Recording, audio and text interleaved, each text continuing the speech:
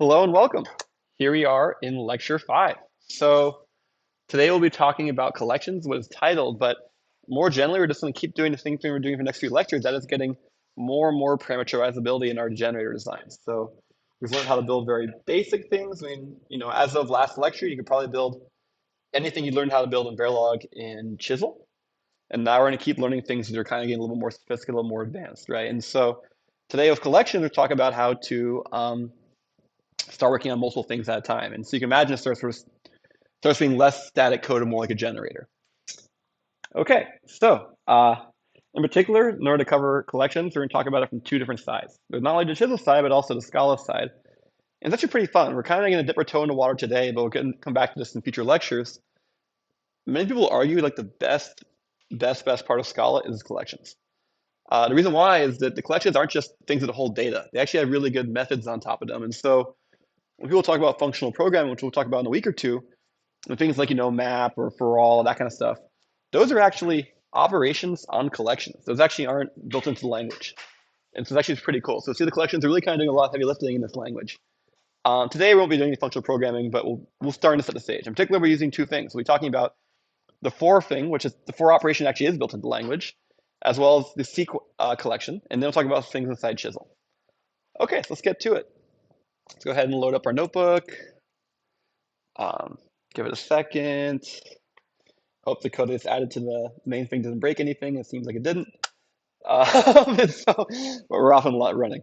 Okay, so first off, let's talk about Scala's seek. And so seek is kind of like their generic aggregate collection, right? And so all a seek is short for sequence. So it's basically an ordered collection, right? So it has things associated in order, 0, 1, 2, 3 indices.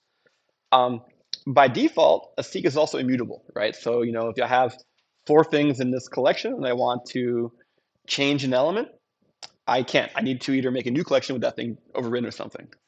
There are mutable collections, and we actually may even use them sometimes in this course, but when we use seek, we're going to be using them in an immutable sense. Um, and so it's pretty fun. So you can see, for example, we'll go ahead and comment out some code and run it real quick. So, okay, sure, I can declare a seek. Oops, I didn't actually comment that out. Let me do that again with the code comment out so you can kind of focus on what we're actually doing. There we go. So yeah, so I can declare a seek, no problem. You can see actually when it runs, it gets mapped to list. So technically, seek is an abstract class, and list is like a concrete thing. There's also list or vector. If you're really performance conscious, Scala style guys will tell you to deliberately pick list or vector rather than leave the chance with seek. I'm going to advise you to just use seek.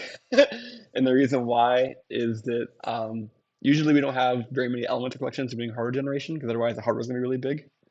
And it's just easier to always use seek. But for high performance Scala programming, yes, you do care about whether you're doing a list or a vector. Um, cool. As you can see, okay, sure, you declare it. Notice how it's all round braces, the parentheses. You can index a certain element. 0 index is the starting point. There's some helpful methods. Interesting is not only is there is empty, which a lot of languages have, there's also is non-empty. So rather than putting not in front, you can just call it directly. It's kind of a cute little trick. Um, there's a lot of these cute little tricks in the language Scala. And so if you go on to the course website, or actually maybe I should show folks. How do I get to 228? If I go on the course website, under Scala, I have some resources here. And one of the ones I think is like underappreciated is this tips and tricks by Pavel. And so in here, he has a blog post where he lists like a whole bunch of these kinds of things where, if you're writing Scala, what you're doing is a perfectly reasonable thing, but there may be a nicer thing built into the language that makes things a little nicer. And so it's one of the things that happens in a lot of programming, not just Scala, where you can write code that's functional and correct, and so you think, why question it? But it turns out maybe something in the language would be more idiomatic or more efficient, unless you talk to somebody else who would know to do otherwise. So in this case, they actually wrote it all down in one place, which is kind of nice. For a lot of programming languages have that experience. Usually you can code review and someone tells you, oh yeah, by the way, you can do this more elegantly or more simply this way. So yeah, so I think the non-empty is kind of cute. Of course, if you want to know how big it is, you can ask length. Sure. And then this next one's a little interesting one. So fill, you're going to get a arbitrary number of copies of some value. In this case, it's the number of instances in the value you want. So in this case, I want to get a seek of 3 copies of number 8, right? And you can change these, right? Okay, what if I want to swap these, right? I want 8 copies of number 3. No problem, right? You can do that. So this one's helpful because occasionally in hardware we'll want to, just get n of something, and this is the way to get n of something. Cool. And then you can also ask the class, sure. The only reason why I did this, I want you to remember this is immutable. There is actually, in the collection, there's actually a mutable version of seek. You have to explicitly import and explicitly declare it, but it's actually technically a seek. It's a different type, so it's not you can't copy from one to the other, right? And so one of the things I do in my own personal code and recommend doing in the Chisel code for this course is to prevent the question of this immutable or immutable seek.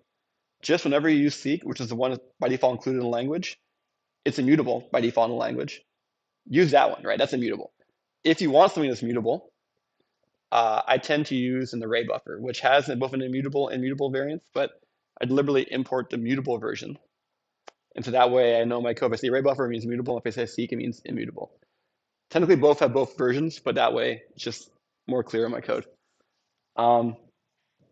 Cool. Sorry, this is kind of, a little dry, but this is kind of the detailed stuff we're going to get started. Okay, then let's talk about, because we have a collection, sometimes you want to have a numeric range, right? It's very common. So, from I from 0 to n or something, right? And so in Scala, just has this very nice intuitive syntax where you can just kind of, looks like almost like English, right? You can just put a number and then until, and that's what you get. So you will get a range, right? From 0 until 4. And so until is exclusive, right? So that number is not going to be included. So this is inclusive on the left, exclusive on the right. So if I say 0 to n, until n, like a lot of other languages, right? That's going to be, 0 through n minus 1. Now, if you actually want inclusive bound, use 2, and then you get that included. So here I deliberately subtracted 1, but if I made it 4, you'd see it'd be 1 bigger.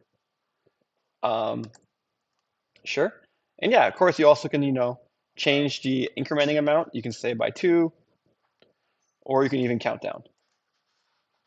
So it's a pretty fun language. It's kind of a very nice little English syntax. And maybe this is not a bad time to point out that, yeah, you're saying, wait a second, how does this language have these weird operations going on like this?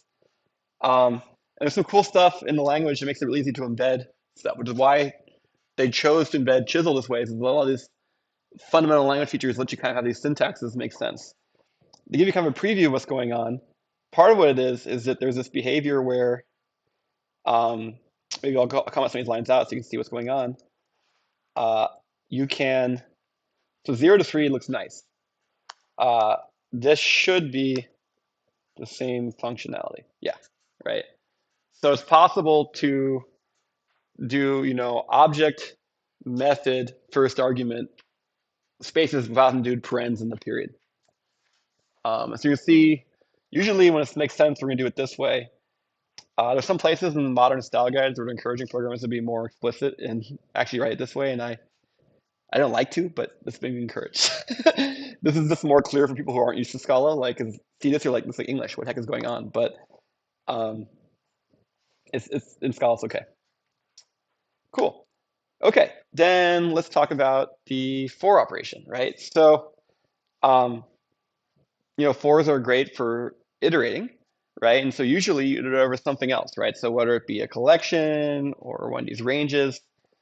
So for example, I could, just make a range and print everything out, no problem. And so when we're doing this for hardware, we kind of use it in a few different ways. Sometimes we just want to, do 0 to n or 0 until n, that kind of stuff. Other times, a very common pattern is that we want to iterate. We also want to remember the last thing we touch. We kind of want, on iteration I want to have access to iteration I minus 1.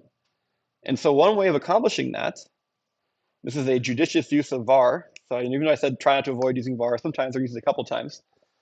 With var, we can say, hey, I'm going to remember the last time I did this, right? And then I'll print the last thing and then reassign last. So last is mutating, right? And so sure, I can do that. And there we can see, for example, yeah, I went from 0 until 4, but I'm actually doing the prior iteration. Sure. Cool. Questions on this so far?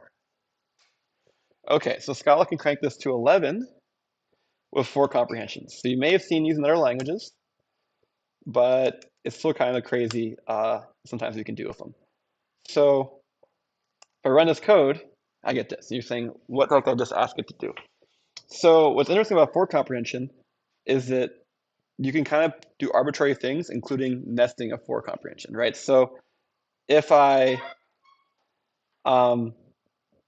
temporarily remove this is like 2 nested loops, right? And so basically we're saying, do this one, and then for every one of these iterations, it keeps going, right? And then it applies to the rest. And then you can also put constraints on it, like saying, hey, for every one of these, I'm gonna do 4 of these, right? Or actually not 4, I until 4. And then I put this arbitrary constraint for things that add up to 4, right? And that's how we get behavior we just saw. What if I said instead for things that add up to 3? Sure, right? Kind of like a little bit of a silly kind of code trick here, but you can do really amazing things with 4 comprehension. So the veteran programmers in Python or Scala can do all sorts of crazy things. You basically can do arbitrary nesting and filtering with these 4 comprehensions. And so I linked to a Scala doc, a bit of information on this. You can see them going to town with them. It's pretty cool. Just like a scenario I just showed you. Yeah, cool. I most commonly in this course will be this one and sometimes this one.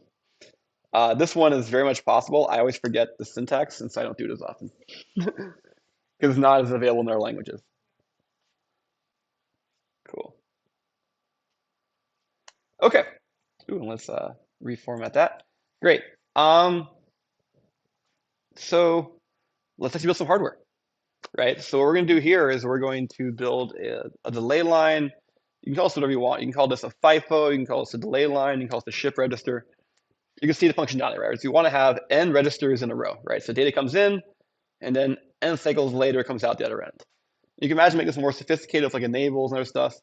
Not today. Today is really simple. Just how do we do this, right? How do we make a arbitrary depth shift register, right? And so let's look at this, right? So in this case, we're calling it delay n cycles. So n is the number of cycles. Sure. We have an IO. We're making it really simple. It's just 1 bit wide. So, okay, so a bit comes in, comes out n cycles later. So first off, today, the way our code's written, we're afraid of handling 0 depth things. So we're going to say n must be at least 0, or at least 1. Okay. But then what are we going to do? Well, first, let's make n registers. So how are we going to do that? Well, we're going to make a seek of length n, and we're going to have n of these things, and we're using that fill operation. They're going to make the registers, right? I'm going to register a type. So okay, so I now have a seek of n registers, and then I'm going to go ahead and connect them, right? So remember we talked about this earlier. It's saying at the end of the day, Chisel is just instantiating things and connecting things, right? So we know we're going to need n registers, so we go ahead and instantiate n registers. And now we need to connect according to these lines, right? We need to connect the input to the first one, and then for each one of these registers, connect it to the last one, right? And then connect the output, right? So that's what we're going to do, right? Connect the input to reg 0, right? So you can use indexing on seeks. And then connect the output to the last one at n minus 1. And then we got to fill in between 1 and n minus 1. So here we're doing 1 until n because this is exclusive, that bound.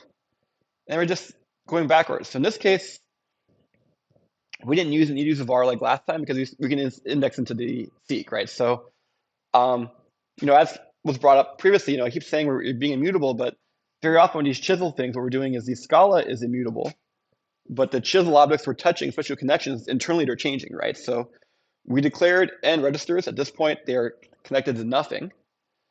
After this line, we've connected, of course, the input to one of them, and then we connected x n minus 1 and connect the output at the end.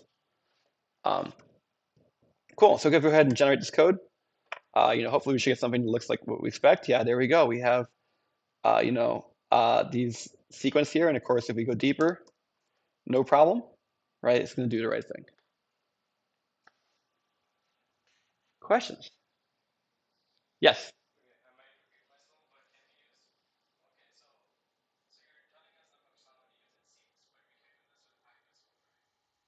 There is a pipe functionality built into the language. Yeah, so I'm going to repeat this question for you. This question was, what about the pipe in the language? Yeah, pipe is built in. So I'll be really clear. In the lectures, like last one and this time, I am building functionalities in the standard library to show you how you would build it. But like other programming classes you take in where you build basic data structures and they tell you, oh yeah, don't write your own basic data structures, use the standard library.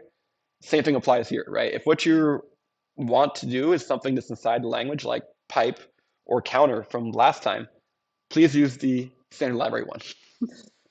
This is more educational to kind of show how you would go about building something like this. And if you read the actual source code, sometimes it's actually very similar to what I teach in the lecture. Sometimes it's a little bit more complicated if you're trying to be a little more generic and a little supporting of more cases. But yeah, so we're covering these things that already exist, but just to show how you might go about building them. But yes, there is something called pipe in this case. It's very close to this. Pipe, I believe, uses recursion internally. I'm not positive. We can double check.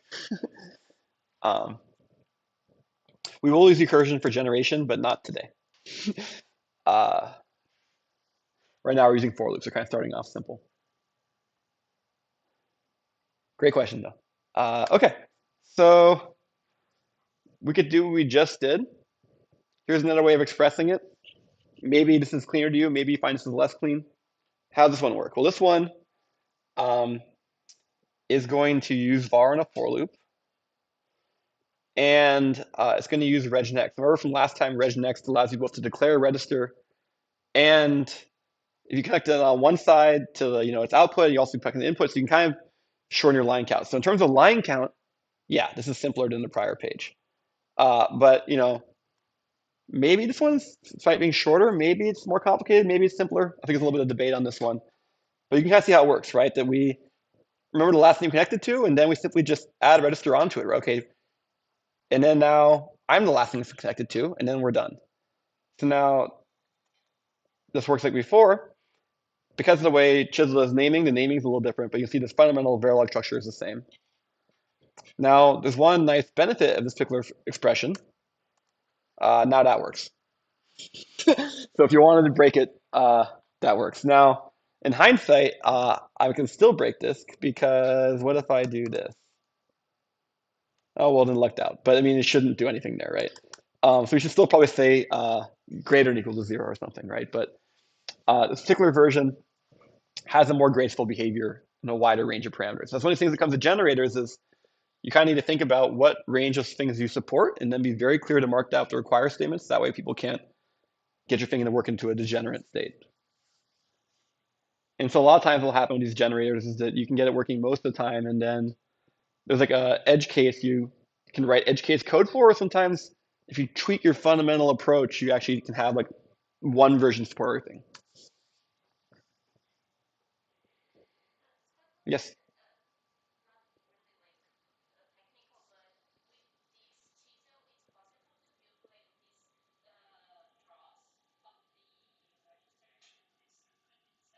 Oh, you're saying where did this figure come from? I drew this. Yeah, so you're freeing for recording. Yeah, the figure on the right, I drew this manually. I'm sorry. No, no. So we showed out in lecture one, there is a diagramming tool. The diagramming tool is so-so in my opinion.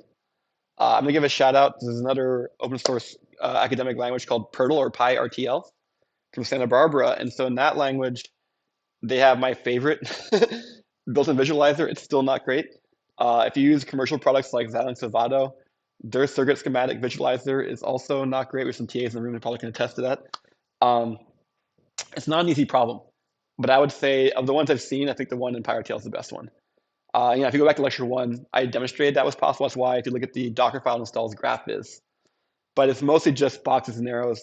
It doesn't really know, the boxes aren't any different for different types of objects. In this case, I have a library of things I've built over the years on my own figure drawing program to draw these kinds of figures. But unfortunately, it's not built into the language, other than the visualize thing, which I said is like so-so. It's GraphViz with boxes, and it's not always the smartest layout. I think the PyRTL layout's smarter. Okay. Cool. So in terms of, all right, so we did this with var and for. Okay, so then another place the for is really helpful is testing. And this is kind of intentional. This is not a coincidence that last night you folks had a lab do where I asked you to write out 8 test cases manually. And now you can see on the right how you can do that with nested for loops, right? And so, yeah, here we have arbitrary logic. We're solving some sort of, equation. We want A and B or C. Um, so sure, that's our module. And then to test all 8 possible scenarios, well, we can control 8 combinations doing 3 nested for loops. Notice how we're doing seeks here to consider both cases, right? True or false. And yeah, we can just poke those values in there. And this is not the best test case, but we're just kind of having Scala doing the same thing functionally and using that to generate the expected result, right? And so yeah, if I go ahead and run this, it's gonna, print stuff out. The printing stuff out was intentional, right? I added a print line here, using the string interpolation to fill things in with the S on it. But yeah, okay, you can see the Chisel test ran. There was no exceptions. For example, if I was to change this, it should throw an exception because it's not going to pass, right? Now, I wanted to point some stuff out in terms of, oops, that's not the right thing. That's a funny brain fart. Okay. So I want to point some things out in terms of how you might want to do things. For example, you say, oh, that was cool. But what if I want to do a printf in the circuit, right? We talked about that last time. So, okay, if I turn on the printf in the circuit, great, I rebuild the circuit, and then I run a test, and I don't see anything. Oh, no. Okay, the problem was in Scala. Okay, let's turn up the Scala print. So now I should only see the Chisel print, right? And nothing, right? We talked about this last time, right? That the Chisel print only happens once per cycle, right? So if you want to see the print statements, you're going to need to advance time. So step advances by 1 cycle. You can actually give step a number if you want to go by more than 1 cycle. But if you want to use printfs, even on combinational logic, you're going to need to advance time to see all the possibilities. Now, going forward in this course, we're going to do less purely combinational logic and more sequential logic, in which case we're going to be stepping through time anyways. But if some of these early things, you're trying things out and you're wondering what's going on, remember, print only prints out once per cycle. You need to advance time to see all the possibilities. Cool. Questions? Anything? Okay. Great.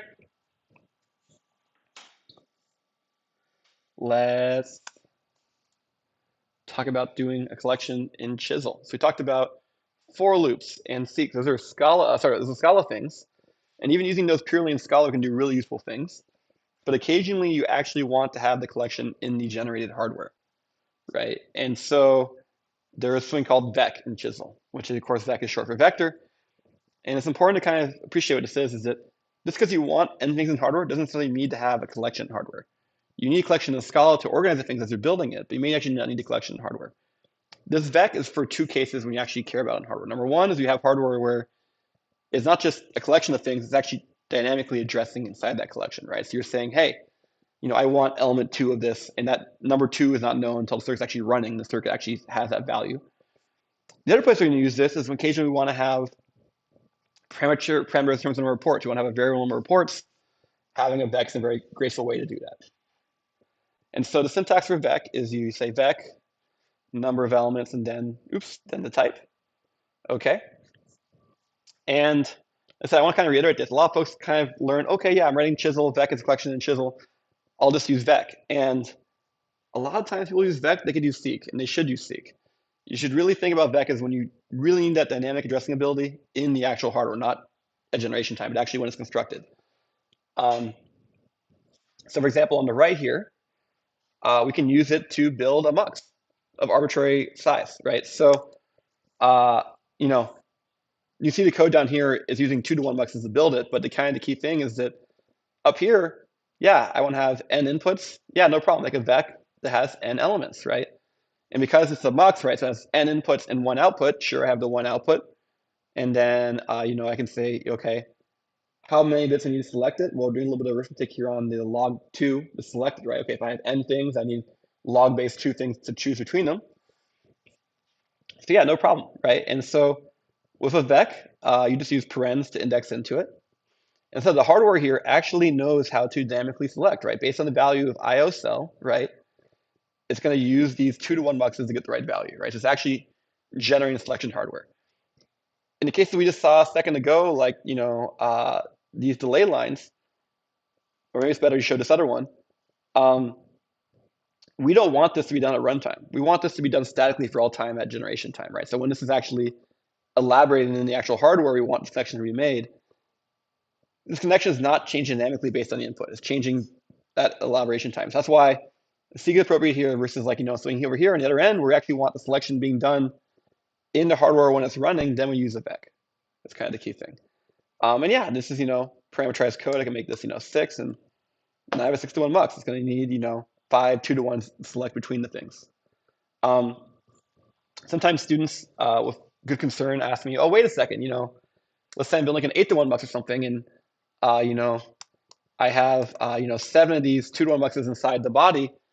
Isn't that really inefficient? Is that going to be slow or a problem? It turns out every CAD tool we've got our hands on, whether it be commercial or industrial, or academic, you give it code like this, it does the right thing. It's like, okay, I see what you did here. It's a long linear sequence of muxes, but really what you want is an 8-to-1 mux. I got you.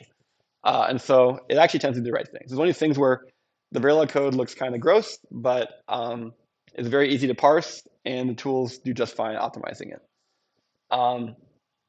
This is one of the things I believe the new circuit backend is supposed to fix, where it's actually going to use the Verilog indexing for these kinds of things. That way the code's shorter when you're trying to read it. But that's kind of the result is when you use a vec in the Verilog, it's actually going to be splatted out into, all the elements. It's not going to use the Verilog array. It's going to do it as individual discrete variables. And then use muxes to connect them all. Cool. Questions so far?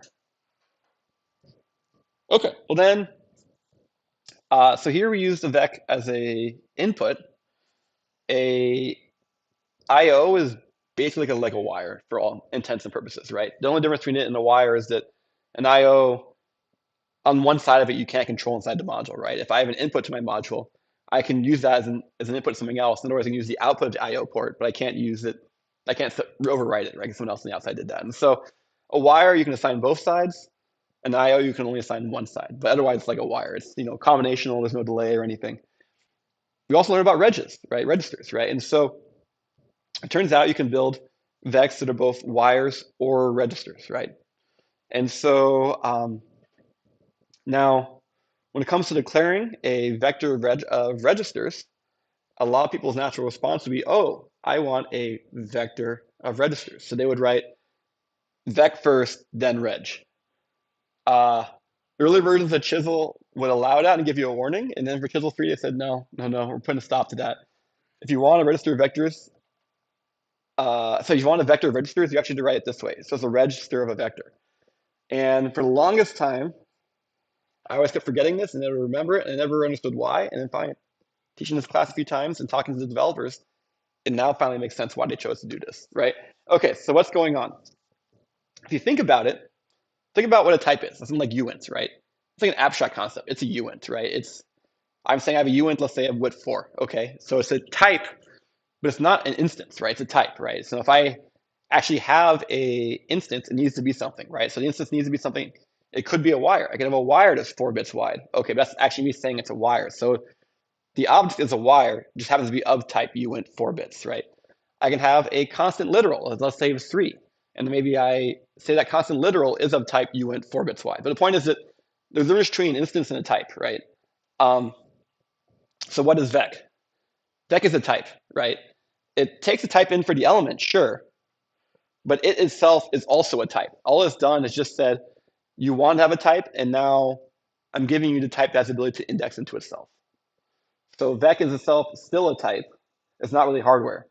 So thus it makes sense that, okay, well, if I'm going to build a register, which is a very tangible thing, the register needs to have a type. So it makes sense to have a physical thing of type vec as opposed to have a type of physical things, right? So in other words, when you pass in vec, you want this to be a type, not a physical thing for right here. So that's why the vec goes in the inside of register. If you forget everything I just told you, and you write it vec reg, the tool is going to yell at you. And so this is a common point of concern. And then, of course, also you can do it for wire as well. This is a common thing to do. Great. All right. Let's keep going. There's no questions. So we just saw an example on the prior slide of, hey, what if we want to parameterize the number of ports, right? So no problem, right? Here we can, in this case, we're going to do something that takes in n inputs and then adds them together with n minus 1 adders. Okay, so let's see how we're going to do this. Okay, we're going to have a vec of length n. Sure, for the n inputs, no problem. I'm trying to use a convention this time around the course of having w be bit width. Before it used to be m or something. It was very inconsistent. Now I'm just trying to say, let's use w for bit width so that way we always know what a bit width is when we see one. Okay, sure. We're going to produce one output. Okay, so we're going to say we want at least one element, otherwise we're not going to be able to do this. So yeah, we're going to do a var for style for loop. Okay, so total so far. We're going to keep adding on to it. And yeah, what do we get? Yeah, so for 2, it's pretty cute, okay? One input, the other input, adds them together. But yeah, what if we start increasing this? Okay, what if we have it for 3? Okay, it's not so bad, right? It's going to keep doing it. And so, as we're pointing out, of course, in this case, the VEC, like I said, under the hood, the Scala tools are, Chisel tools are making discrete variables for every element of the VEC, and then putting them together as needed. So in the prior page, we were doing selection on them, dynamic indexing. Here we're doing, this is the dynamic indexing right here. That's why all these muxes get generated in the hardware. Over here, we aren't doing that in the generated hardware. We're doing the indexing at execution time, right? And so that's the reason why it doesn't need to do that. Question? Yes.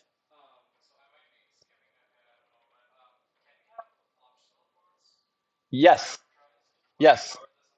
Yeah. So the response to the question about could you have optional ports? Yes, you can have optional ports. Uh, so the old way to do that was you could have like vex of size 0. Now there's a more elegant way, and we'll cover that, I think, on Monday's lecture. I forgot my own content. Yeah, we will definitely cover optional ports. But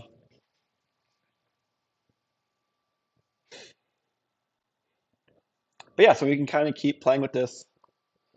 I am sitting here trying to remember why after last night's practice I have this line. Why would I want to have n squared inputs? I'm not sure.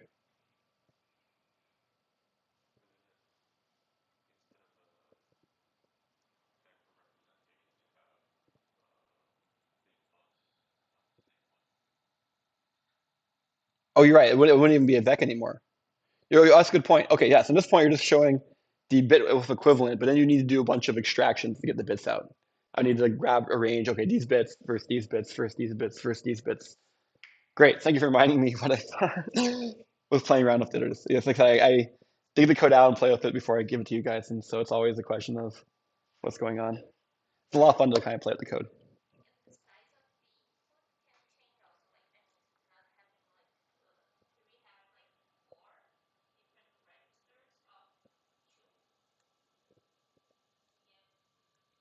So no, we now we're doing 2 of 4. But yeah, we also could do 4 of 2, which I think we had just a second ago. Yeah. So that's kind of the point. Here we have these generators, right, where we can give it parameters. It's going to go ahead and build the hardware, right? And it's not doing anything. It's doing something I, as a human, deliberately designed with for loops, whatever else I'm doing to kind of have this flexibility.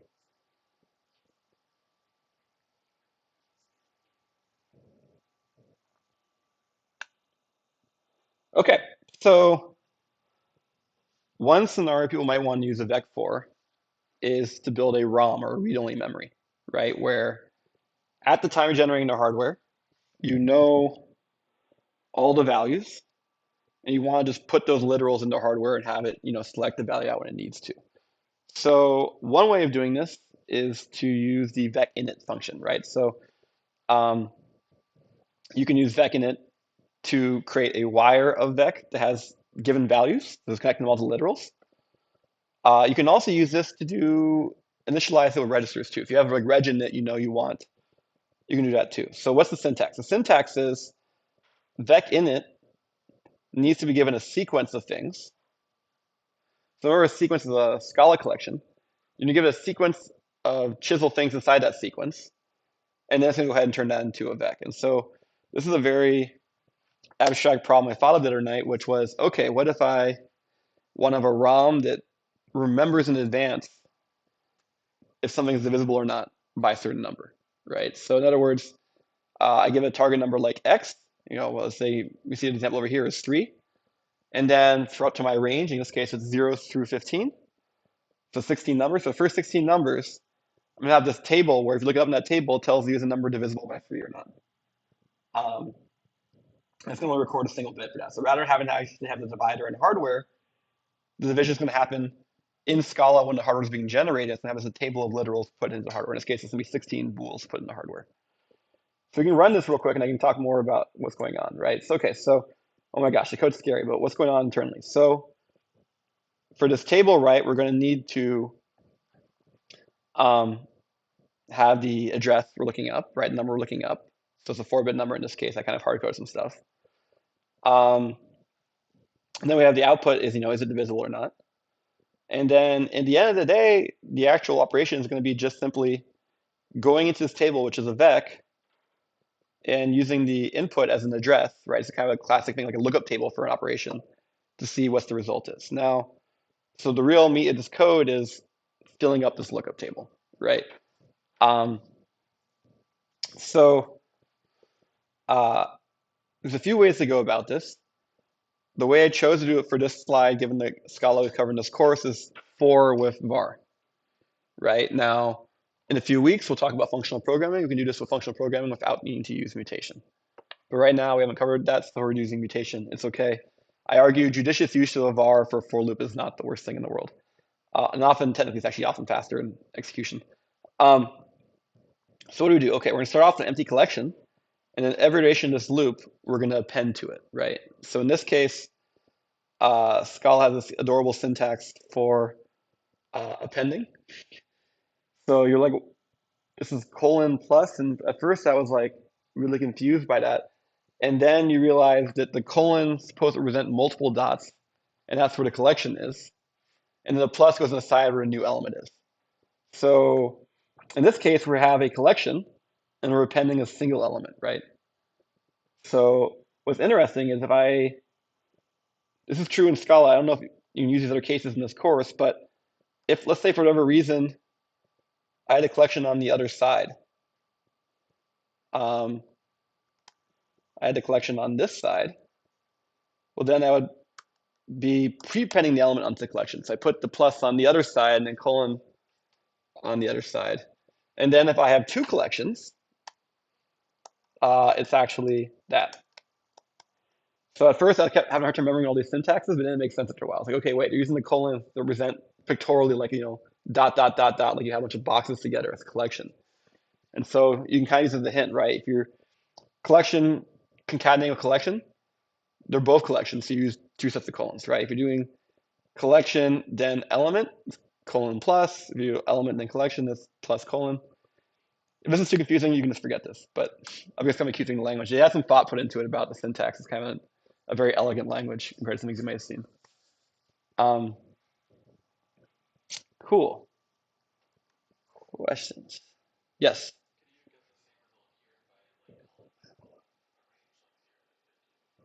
Calling map. Yes. Yes, definitely. That'd be the functional programming style to call map. Correct. Yeah. So here I'm kind of element by element building it up. You could do the way you described.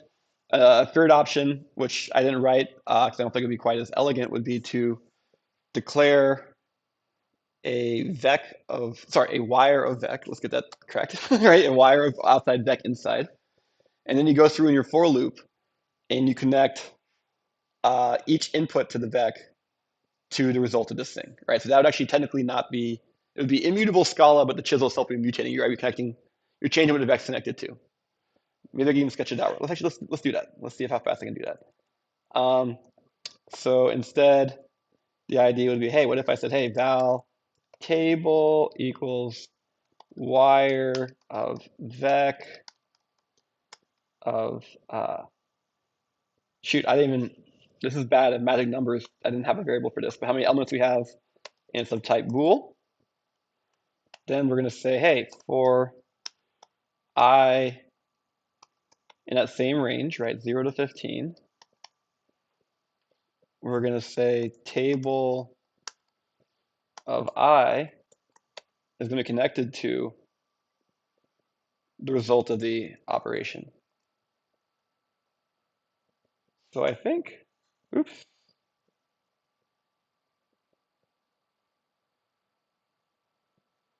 Did I get my type signature wrong? I thought I was allowed to do wire vec.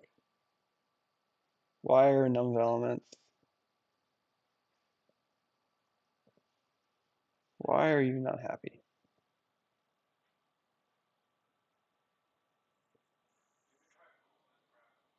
Oh, yes. That might actually be it. Thank you. Um, sometimes our messages are not great in this language. Um, that should be the same hardware. And here's a way of doing it without a var, where we kind of build them all in advance and connect them together. Why this way not as good? It does not demonstrate using a seek and VecInit. But in terms of code, this seems like a perfectly reasonable thing to do, right? I mean, I don't think this is bad or anything. Um, there's other times where using the seek and VecInit will seem less forced. It's kind of a trick for this class to like make such small code snippets you can put them on a slide sometimes. Cool. Okay. So then one other collection that you've been using perhaps for a long time may not have thought of as a collection is memory, of course, right? Like the memory, it's all of memory, right? And so in hardware, of course, you can construct memories. And because it's so important, there's a variety of different ways to kind of approach it in Chisel, right? So um, when we say memory, what do we mean? We mean something that's dynamically addressable, meaning the address you're reading is chosen as the hardware is operating. Also, its contents internally are mutable, right? Um, so in this case, we're considering read-only memories ROMs to be something totally different. So we're not considering those as mem. So mem is both dynamically addressable and mutable, right? Now, what's interesting is I'm describing its behavior. Dynamically addressable and mutable is how you use it. Is that going to be done with SRAM? Is that going to be done with BRAM? Is that going to be done for a register or some other technology? That's not what we're specifying. We're just specifying the behavior, and then the tools will do what the tools do based on what you're setting it up. So by default, if you declare something of type mem, in Chisel, what you get is something that is a combinational read. That means you get the value back the same cycle you requested. With a synchronous write, you get a 1 cycle delay. So you can kind of think of this as like a collection of registers, right? If I have a collection of registers and I have a mux to read the values out of them, I get the value back the same cycle. However, it takes me a full cycle to write to register, right? So it's kind of like, you think of like a mem is in many ways conceptually like a collection of registers, but instead conceptually, in terms of how it's actually implemented, the CAD tools might do a bunch of registers, it might do SRAM, they might do BRAM, etc. Now there are times when you want a certain memory or you want a certain behavior, and so you can actually perhaps use a Chisel black box to get definitely memory you want, or you actually can still feed parameters to memory things to kind of tell them what to do. And so one that we're going to use in this course is something called a sync read mem, which still takes 1 cycle to write, still synchronous write, but it's also a synchronous read, meaning it's 1 cycle to read as well. This is definitely going to match more like the behavior of like an SRAM in hardware. Cool. And so you can go ahead and declare it and set these up. When it comes to accessing memories, you can write code. We'll see examples in the next few slides of both having implicit and explicit ports. You'll see both. And when you really want to get fancy, you can use write mask. If you have a memory of so many bits, and you only want to change some of the bits at a time, you can have a write mask to kind of say I only want to change some and not all. Cool. All right, so one scenario you might want a memory, let's say, for example, you're building a register file for a processor, right? So I'm going to have maybe 2 read ports and 1 write port, like a classic, RISC kind of processor. So how might that look? Well, I'm going to have some IOs, right, to set things up. I'm going to have, like the addresses for reading. I'm going to have the results I get from reading. I'm also going to have the ability to do a write. I need a write address, a write enable, and then the data you're writing. Okay. So one way of doing it is I could declare a reg of vec. I'll get myself 32, 64-bit registers and go to town, right? So I can dynamically address the registers to get the read ports. And then if it's a write, so if the write enable's on, I can also write to it. So this is using regvec, right? And yeah, I mean, you can see it declares 32 registers. It has all these muxes for the read ports and all these ifs for the write port. So it's going to do the right thing. The CAD tools are going to look at these lines. Oh yeah, I can see you want 32-way mux and figure that out. So that works. Um, if you find yourself writing this, I encourage you to write the line above it, which from a Chisel point of view is functionally equivalent. However, when it maps to the tool, it's going to be a little bit prettier because it's actually going to use the array notation inside Verilog. So we're not going to get 64 regs variables. We're going to get one array, or they're not going to get 32. We're going to get one array of length 32, and then it's going to kind of do the appropriate Verilog indexing into it. But in terms of the time behavior, they're equivalent, right? That mem and regvec are both combinational read. You get the same value back in the same cycle you requested, and then the write takes a cycle. In this case, this is what they call the implicit port style, where you see basically I'm just, saying the thing I want and then the address, and then based on the context, you can tell which direction it is, right? If it's on the right side of the connection operation, it's going to be a read. If it's on the left side, it's going to be a write. And if I want to write conditionally, well, I can put that inside of a when. Question? Yes?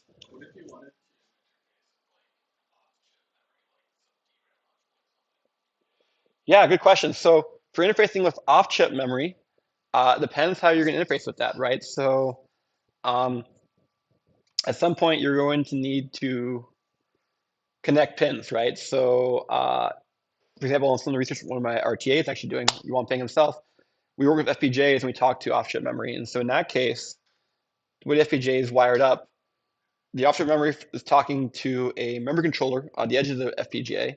And then your stuff inside the FPGA, if it wants to talk to memory, has to talk to the memory controller.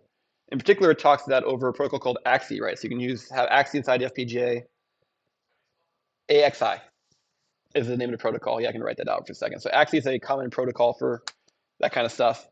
And so his design has to speak AXI, and by talking AXI, he connects that to the memory controller on the FPGA, which then talks to the DRAM for him.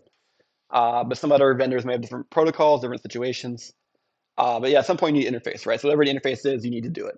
Now, the harder thing, which I didn't mention, let's say your job is to write the memory controller, right? You aren't just, interface the memory controller, you need to write the memory controller. Realize memory controller is kind of like two things. Well, let's like more than two things, but two high-level things, right? There's doing the memory protocol from a logical point of view. Okay, I need to do this command and wait this many cycles, this other command, this many cycles. And depending on sophisticated memory controllers, has to also enqueue multiple requests and do scheduling and that kind of stuff. The other thing it needs to do is get the signaling exactly right, talking to memory, right? Memory is very particular voltage and timing ranges and that kind of stuff. So as a result, the memory controller is not purely digital, right? There's some analog and some circuits in there trying to get the thing kind of lined up. And so for some of those more analog-y things, you're probably gonna have some black boxes you're doing some Chisel, right? But then for the digital portions, you could definitely write in Chisel. The reason I mention this is occasionally, in Chisel, all these wires are synchronous digital signals, right? So every wire, even though physically it's a wire, it's bidirectional. From the point of view of the tools, it's very much directional, right? It's very much a driver and a receiver, right? Or a driver and multiple receivers. There's never multiple drivers or that kind of stuff. In Verilog, there's this notion of like a tri-state. You can have like a wire that's like floating, and you can liberally, have multiple drivers taking turns and that kind of stuff. You cannot do that in Chisel. But if you need to occasionally do stuff like that, there's a way to have a black box. And if you want to have a wire that's like the special wire that the tool shouldn't mess with, you actually mark that wire as type analog. And then the Chisel tools are like, oh my gosh, I know it's analog, I shouldn't mess with this, and they won't mess with it. You also can mark a wire as type clock and also understand certain things about that too. So in this course, we're always doing wires of, uint or essent, but there are other things out there. Other question, yes?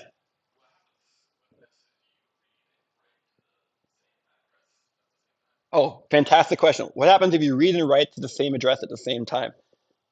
It depends. This is a common problem everywhere, right? For every type of memory, read and write to the same address, what happens? Depending on which Chisel memory operation you're using, whether it be a mem versus sync read mem, it varies. I would read documentation to double check. In some cases, yes, it will if you're reading and writing the same address, sometimes, yes, it will forward the write value immediately. but you can't always count on that. It depends on which memory you're using. Um, if you use the more verbose memory instantiation API, you can actually set the behavior for what happens for read under write. So, because yeah, depending on technology you're using, it varies, right? Like for example, like maybe your SRAM is smart enough to recognize it, someone else's SRAM is not smart enough to recognize. You get the old value. I forget what Xilinx VRAM does, for example. Like every memory is a little different in that one particular case. So it's a good corner case to ask about. Um, and the answer is I'll double check the docs on that. It varies, but there's a way to. Oops, sorry, no colon, no control. There is a way to set that. Oops, that's not the right page. Here we go. We talked about ROM. Here's read write. Does this mention the? It only has write math. Okay, if you go dive deeper into the actual API docs rather than the cookbook, you might be able to find that information. But there's a way to specify the read and write simultaneous behavior. Yeah, it's not always common across any language. Good question. Okay, we go back to that example. Oh, sorry. Yeah, here we did it with implicit ports. So in this case, we showed two things. We showed number one that mem and regs, like, or a register, you can do either way. But if you know you're doing this, sometimes mem's easier, which is part of why I keep forgetting how to do this way, because I usually just do mem. And that's kind of more clear. But also the ports are implicit, right? We just kind of index into things, and based on where it is, it does read versus write. You can be explicit, right? You can say, hey, I want to do definitely a read or definitely a write. And so there's some times where this is more predictable. This isn't a great example. We can imagine a more complicated design. And you're trying to really be careful of ports, because sometimes what will happen is, you're trying to map this, let's say, to SRAM. So SRAM, maybe in your library, can only have up to 2 ports, right? I have 2 ports or less. I can't have a 4-port SRAM in my technology. It's the limit. In your code, you may, inadvertently end up doing the equivalent of this in like 5 places, right? So if you leave it alone, just let it go through the tools, you might end up with a 5-ported Verilog, which is not going to map well to your backend, right? So what you're going to want to do is you're going to want to be very deliberate sometimes about your accessing. So all the places that might want it have to somehow arbitrate and get that narrowed down to 2 requests, and then you manually call the explicit thing to be extra sure. So like I said, it's one of these things where I usually write code the first draft like this on the implicit, and then the second draft, when we're trying to fine tune it, I might write it explicit. So there's times when you want this other way. In terms of the generated code, it should be the same. I mean, I can't compare it instantly, but it should be the same. It's still, in this case, because we're using mem, it is doing, 32 of these things. Cool. Question, yes.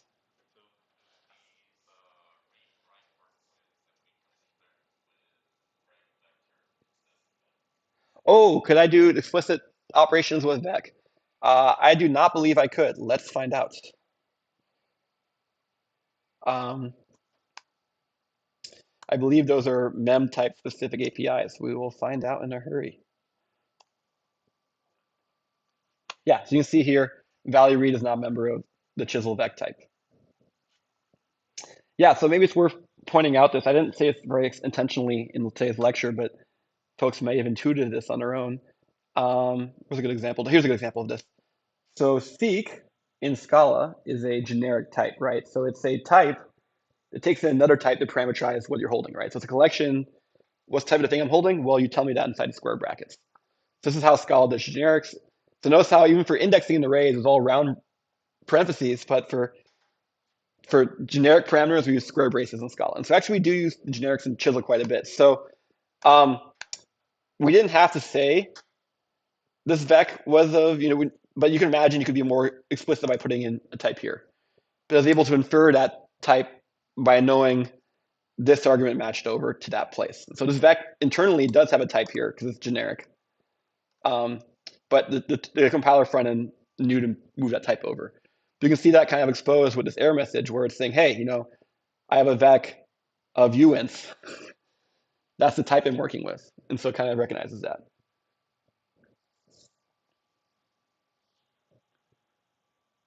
Great. Any other questions? No, I love these what if questions. Sometimes I don't know what's going to happen. It's kind of a question over to see. Great. So now, okay, well, we showed mem. We showed Vec for parameterized program ports, put two and two together. Let's have an N port register file. So sure, I can have N read ports. I'm going to need to have N output ports. Okay. And then I'm going to use a mem to put them all together. And then in this case, I'm just connect the various read ports using a for loop. And then not very much chisel code. I now have the ability to make, arbitrarily big registry files, which is kind of funny. Like, that shouldn't be that easy, but here we are, right? So I want to have an 8 read per register file. You got it, Chief. This is kind of fun in generation, right? We can start doing a higher level of hardware design. We're not just making a single instance, we're making a generator. And when you have generators, the right combination of parameters, you can start composing them together to kind of build more sophisticated, bigger hardware things.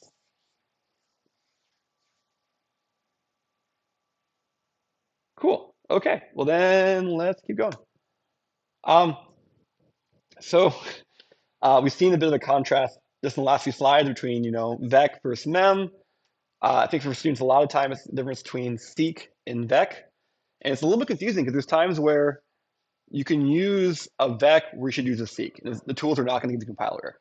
You can iterate over Vecs. You can do a lot of things on Vecs. And so it's one of these things where using Vec where you should use a Seek is not going to make the tools yell at you. And it may actually pass tests and generate reasonable hardware, but I'm still going to encourage you to use Seek when possible. If you use a Seek when you should use the Vec, it'll tell you because it won't be able to dynamically index into a Seek. And so that's kind of thing. It's very common in these generators, right? We're trying to make these arbitrary things, N ports in the registry file. So yeah, if I need to have that N things, well, today it's talked about how to use collections. And so yeah, you use a collection to hold N things. Seek's the purely Scala solution, which is fine if the collections are being addressed and indexed at Scala elaboration time. If indexing is happening, the addressing is happening while the hardware actually already exists, then you need to use a mem or a vec, right? We're going to see stuff in the coming lectures next week of how to use recursion, where for recursion you can do N things, and you may actually not need to actually have a collection. The N things materializes over N iterations of recursion, right? But the collection is kind of a nice way to kind of start. It's kind of a nice home base to fall back to. And depending on your own programming style, you may find recursion versus for loop iteration to be more clear or not. But for now, this is what we have. Cool. Questions?